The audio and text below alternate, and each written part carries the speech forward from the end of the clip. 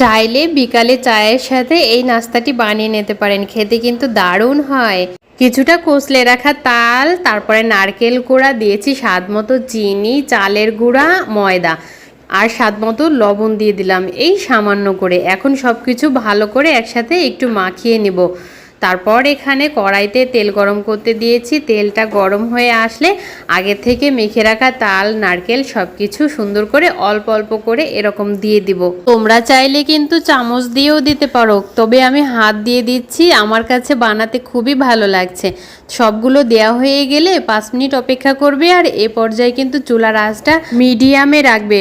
আর যদি হাইতে রাখো তাহলে কিন্তু পিঠাগুলা উপর থেকে কালার চলে আসবে আর ভিতরে কিন্তু কাঁচা থেকে যাবে। একটু ধৈর্য সহকারে পিঠাগুলো আস্তে আস্তে উল্টিয়ে পাল্টিয়ে ভেজে নিতে হবে, ঠিক এরকম কালার আসা পর্যন্ত। মচমচা করে ভেজে নিয়েছি, ভেতরে অনেক নরম আর উপরে অনেক ক্রিস্পি।